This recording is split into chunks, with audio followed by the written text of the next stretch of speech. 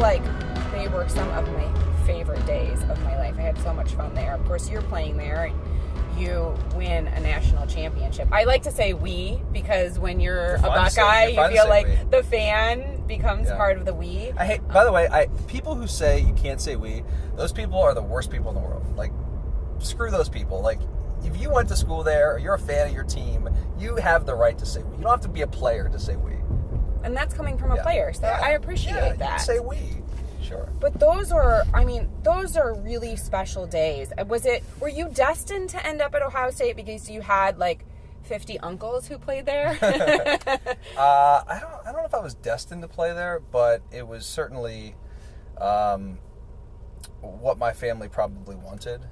My older brother played at Penn State, so it was a little bit tough for me because he was like my hero growing up, and watched him play at Penn State for all 4 years, and like it was like right in the window when I was getting recruited. So like my high school days were when he was playing at Penn State. So like every weekend we were going to Happy Valley to watch him play, and so it was tough. Like I was very torn between Ohio State and Penn State, and I was probably like a bigger Penn State fan, I guess you could say, like growing up, because the most impressionable years, like when I was playing high school football, I was everything I wore was Penn State, not Ohio State.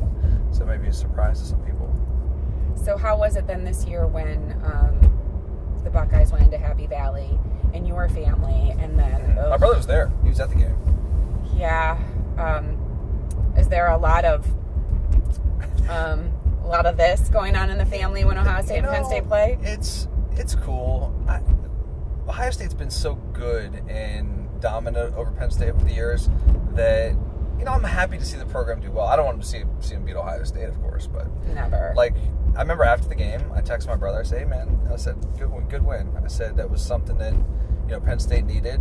They've went through a lot there with that program. No, I'm not going to go into that, but I mean, it's been a tough time for those players and those students and stuff. So I thought it was good. I was happy for them to get the win, and it didn't matter. I mean, in the end, the great thing about this whole college football playoff thing is that we lost and we still get to go over them, right? Right. It doesn't matter. Well, the thing is now, especially that you've transitioned into broadcast, do you like to see more competition because it makes it more interesting for you when you're talking about the team? So now that, and we'll use the Buckeyes as an example, that Penn State's competitive, Michigan's competitive again, which, we don't like Michigan, yet at the same time, I'm happy to see that program come back so that becomes, the rivalry's always been there, but it's nice now that when they play, you go, all right, we really got to battle it out. No, I think it's great. A lot of people don't want to see Michigan have success, and I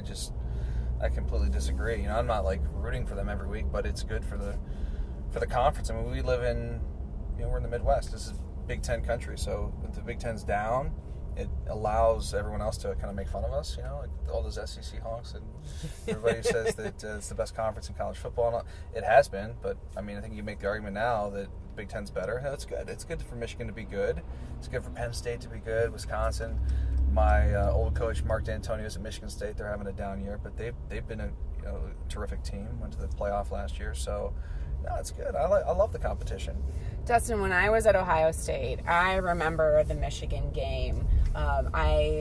I lived in a sorority house, and the fraternity next door bought an old, beat-up car, spray painted it blue with the yellow M, and charged $1 for every passerby to take a swing at the car, right, to just, beat it up. I mean, there was true passion with fans. They would say there was a hatred. They didn't even want to say the name of the state.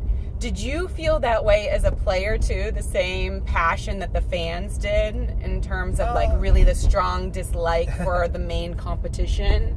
For Michigan, I think so. I think, yeah. I mean, we had respect for them. It wasn't, as much of a hatred as the fans, but there was certainly more juice for that game and for those players. I mean, once the game's over, you shake their hand and say, good job, and it was a tough competition. But I mean, when you're going into it, and in the game specifically, it's one of those games where there's a little more, as I said, juice. As a fan, I loved Coach Tressel. He was a winner. Yeah. Did you love playing for him? Yeah. I mean, it was one of the most special things I've ever experienced playing for Coach Tressel. I mean, just such a good man, such a good coach, cared about his players. Like, he got screwed. Yeah, he did. Honestly, He did. that just didn't, and nothing about that ever seemed right. It's so amazing when people try to like vilify him and persecute him for like all this stuff that happened. It's like, really, people?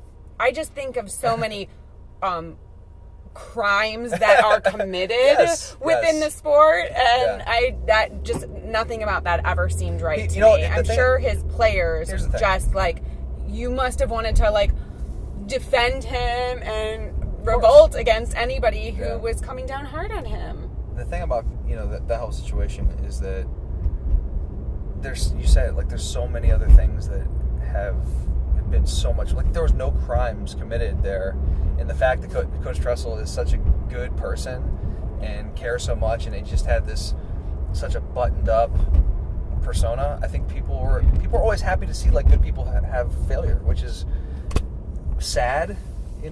It's like, get a life, people. Like, people want to say like, this guy has bad character. I'm like, oh, if I had half the character of Coach Tressel, like, I would feel like I lived a life fulfilled. Like, it would be amazing. Like, he's unbelievable. If you had Coach Tressel and Urban Meyer with the same caliber of players playing against each other, who wins? Well, it'd be interesting. I defer. I will not. You don't want to say. I will not answer that question. Although I'd probably side with Tressel Ball, but we'll see. You're a loyal person too. I'm very, very loyal to Coach Tressel, but Coach Meyer and Coach Tressel are so different. They're very different styles of coaching, and their football teams are very different too. Not that there's one way better than the other. Yeah. It just shows that there's multiple ways to win at the highest level. So you and your co-host Adam, never met before working together. No. So you've been together for how many years now? This is year 6. Okay, that's a long time, and a chemistry develops in that time. So can you think back to like the first show? I remember when I did television, I did a show for 6 years. Our first show was horrible. We were just so bad together. So did you feel that way when you first went on the air, or were you just so excited to be doing it? I was excited. When I didn't know Adam. We did a show, like a practice run remotely. Like, he was in New York, I was in Cleveland, and we did like a 20-minute segment thing, like a trial run, and they were like, okay, we like it. So then they offered, he already had the gig, so I was like basically trying out with him, and they offered me the gig, and so that was it, and I accepted, and I didn't really realize like how long 5 hours is on the radio. Like, I didn't know that it was going to be that way, like, forever. Like, I'm like, oh, this, first year or first 6 months we'll do 5, and then we'll cut it back at some point. And unscripted, in essence, right? I mean, it's wild, but like, no, you're right. I mean, when you do your first few shows or first year or whatever, it's like, I didn't think we did very good radio at first. I'm very lucky that I got a chance to work with Adam, because he's a pro. And he came from New York City, the biggest market, sports market, in the world, and is a tremendous broadcaster, and so he kind of carried me, you know what I mean, when I started out, and I think that helped me survive, because without him, I wouldn't still be doing the show. I mean, it's I've been lucky, and to the point now where we've had our fights over the years, because as I continued to grow as a broadcaster, I started to challenge him more, and I think that is. It's been, a little bit tough for him at first, and now we've got to the point where, it's a pretty balanced show. I'm curious to know, though, so you're a player, and when you're a player, people, or especially sports analysts, are going to criticize you. So you've been there before, but now you're that person. So at first, was it hard for you to be that person because you didn't want to upset someone or hurt their feelings? Do you feel like you were timid, or did you just go for it right away? No, that's a good question. I think you learn as you go that not everyone's going to like what you say, and you have to be yourself. I mean, you can't like be someone you're not. You can't be a phony. I know the game. Okay, so I feel like I can watch a football game and give analysis of what I see, And if it's a guy I play with, like Dante Whitner, who played for the Browns last year, who was my teammate for 3 seasons in Buffalo and 2 seasons at Ohio State, like I can criticize him for his performance if he does something poor or if he does something well. I mean, you just have to learn.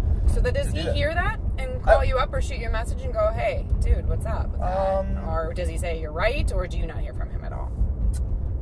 I would hope that most of these guys don't care, and don't think about it. Because I didn't as a player. Like, I wasn't listening to sports talk radio. I was just focused on my job. And that's why I think sometimes these players and coaches who care too much about what people have said about them, like, get your priorities in line, because that's the least of your worries. You shouldn't worry about what some talking head's saying about you on the radio, criticizing you or analyzing something. It's not an indictment of your character. It's you're a professional, and so you're paid to go out there and perform and also be criticized if you don't do a good job. On 92.3 The Fan, you're talking about all sports. Mm-hmm. You are also on the Browns radio network, and you know football clearly very well. So you're talking about the Browns a lot. Does it become boring or challenging when the names change but the narrative doesn't, because we've kind of been in this sinkhole for a long time? The Browns are like the gift that keeps on giving. I mean, there's always something with them. There's always drama. There's always a storyline. Even though we haven't had a lot of wins, they're still interesting, and people really kind of love to talk about them. I mean, Cleveland is such a passionate town with the sports fans here that no matter what they do, it is something they want. They can't get enough of it.